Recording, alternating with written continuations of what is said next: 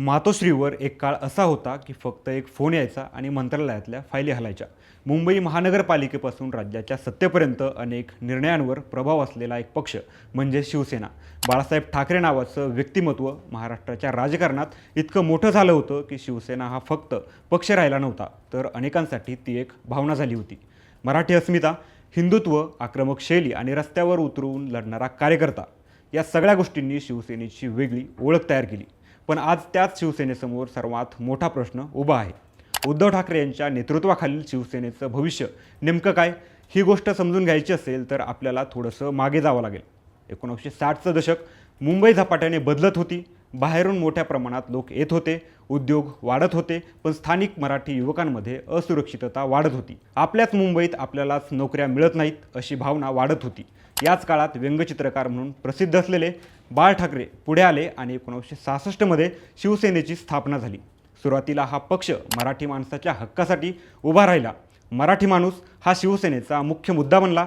मुंबईतल्या गिरण्या, स्थानिक राजकारण, कामगार संघटना, महानगरपालिका सगळीकडे शिवसेनेचं जाळं पसरू लागलं. मात्र आज या शिवसेनेला घरघर लागलेली दिसून येते. आजच्या शिवसेनेचं राजकीय भविष्य नेमकं कसं असेल जाणून घेऊया या व्हिडिओच्या माध्यमातून. नमस्कार, मी संतोष. तुम्ही पाहताय थोडक्यात. शिवसेनेचं वलय वाढू लागलं तसं हळूहळू शिवसेना हिंदुत्वाच्या राजकारणाकडे वळली. 80 आणि 90च्या दशकात भाजप आणि शिवसेना जवळ आले. राम मंदिर आंदोलन, हिंदुत्वाची लाट आणि मुंबईतील राजकीय घडामोडींमध्ये शिवसेनेने स्वतःला आक्रमक हिंदुत्ववादी पक्ष म्हणून उभं केलं. 1995मध्ये पहिल्यांदाच महाराष्ट्रात शिवसेना भाजप सरकार सत्तेत आलं आणि शिवसेनेची ताकद शिखरावर पोहोचली. त्या काळात मातोश्री हेच महाराष्ट्रातील सत्ता केंद्र वाटायचं.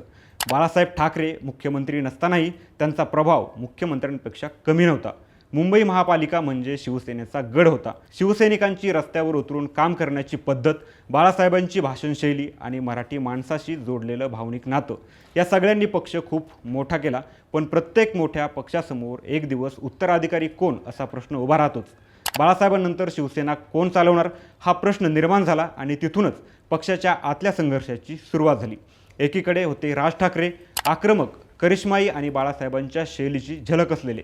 दुसरीकडे होते उद्धव ठाकरे, शांत, संयमी आणि संघटनात्मक कामावर भर देणारे.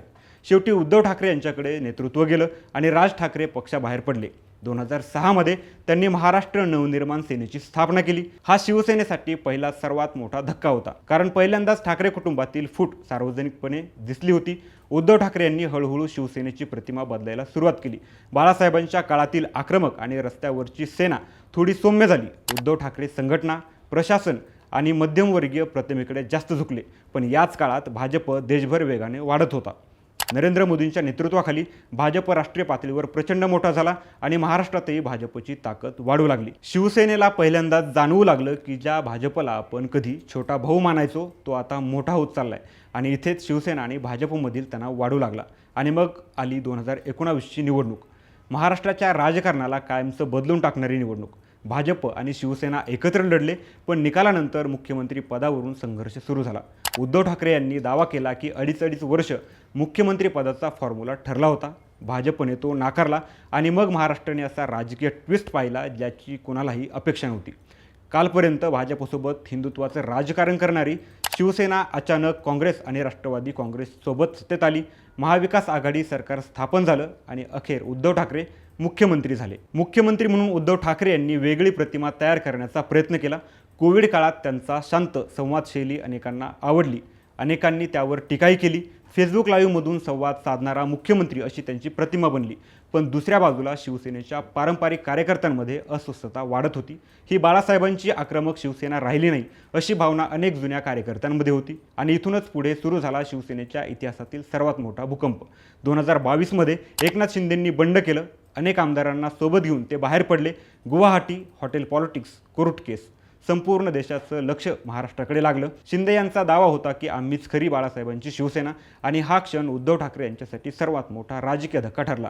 कारण फक्त काही आमदार गेले नव्हते, तर पक्षाची संघटनात्मक ताकदच मोठ्या प्रमाणात फुटली होती. नंतर निवडणूक आयोगाने शिवसेना नाव आणि धनुष्यबाण चिन्ह शिंदे गटाला दिलं. उद्धव ठाकरे यांच्या गटाला नवीन नाव मिळालं. अनेक शिवसैनिकांसाठी हा भावनिक धक्का होता. आज उद्धव ठाकरे यांच्या पक्षासमोर अनेक आव्हानं आहेत. अनेक आमदार, खासदार आणि स्थानिक नेते शिंदेंसोबत गेले. मुंबई महानगरपालिका जे एकेकाळी शिवसेनेचा अभेद्य किल्ला मानली जायची, त्यालाही खिंडार पडलं. काँग्रेससोबत गेल्यानंतर शिवसेनेच्या पारंपरिक हिंदुत्ववादी मतदारांपैकी अनेक मतदार दूर गेले असंही बोललं जातं. त्याचवेळी नवीन पिढीचं राजकारण वेगळं आहे. सोशल मीडिया, विकास, रोजगार, शहरी प्रश्न या मुद्द्यांवर आजची युवा पिढी जास्त बोलते. त्यामुळे शिवसेनेसमोर स्वतःची नवीन ओळख तयार करण्याचं आव्हान आहे. पण चित्र पूर्णपणे नकारात्मकही नाही. महाराष्ट्रात ठाकरे नावाचं अजूनही मोठं भावनिक वजन आहे. विशेषतः मुंबई, ठाणे आणि कोकणात उद्धव ठाकरे यांच्याबद्दल सहानुभूती दिसून येते. अनेकांना अजूनही वाटतं की उद्धव ठाकरे यांच्यासोबत अन्याय झाला आहे. शिवसेनेचं पारंपरिक कॅडर अजून पूर्णपणे संपलेलं नाही आणि सर्वात महत्त्वाचं म्हणजे आदित्य ठाकरे हा नवीन चेहरा. आदित्य ठाकरे यांना आधुनिक शहरी आणि युवा नेता म्हणून पुढे आणण्याचा प्रयत्न सुरू आहे. पर्यावरण, मुंबईतील शहरी प्रश्न, आधुनिक राजकारण या मुद्द्यांवर ते बोलताना दिसतात. त्यामुळे भविष्यात शिवसेना एका वेगळ्या स्वरूपात समोर येऊ शकते. आता प्रश्न असा आहे की पुढे काय? उद्धव ठाकरे यांची शिवसेना पुन्हा उभी राहू शकते का? किती हळूहळू कमी होत जाईल? खरं सांगायचं तर पुढचं भविष्य काही महत्त्वाच्या गोष्टींवर अवलंबून आहे. संघटना आणि भावनिक लाट. जर महाविकास आघाडी मजबूत राहिली तर उद्धव ठाकरे महाराष्ट्राच्या राजकारणात महत्त्वाचे खेळाडू राहू शकतात. पण जर संघटनात्मक फूट सुरूच राहिली तर पक्ष फक्त ठाकरे नावापुरता मर्यादित राहण्याची शक्यता आहे. कदाचित भविष्यात शिवसेना पूर्णपणे बदललेली दिसेल. बाळासाहेबांच्या काळातील आक्रमक रस्त्यावरची शिवसेना नव्हे तर शहरी, मध्यमवर्गीय आणि आधुनिक मराठी मतदारांची पार्टी म्हणून. हा बदल यशस्वी होईल की नाही हे काळच ठरवेल. पण एक गोष्ट निश्चित आहे, शिवसेना हा महाराष्ट्राच्या राजकारणातील फक्त एक पक्ष नाही, ती एक भावना आहे. आणि भावना संपायला खूप वेळ लागतो. पण राजकारणात फक्त भावना पुरेशा नसतात. त्यासाठी लागते संघटना, नेतृत्व, योग्य रणनीती आणि योग्य वेळ. आणि आज उद्धव ठाकरे यांच्या समोरचा सर्वात मोठा प्रश्न हाच आहे. ते फक्त बाळासाहेबांचा वारसा जपणार की नव्या काळातील नवी शिवसेना उभी करणार?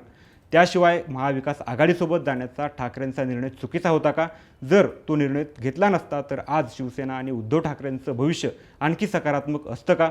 उद्धव ठाकरेंची शिवसेना परत उभारी घेईल का? याबाबत तुमचं मत आम्हाला कमेंटमध्ये नक्की सांगा. आणि हा व्हिडिओ आवडला असेल तर लाईक करा, तुमच्या सहकाऱ्यांना शेअर करा आणि अशाच माहितीसाठी थोडक्यातला सबस्क्राईब करा.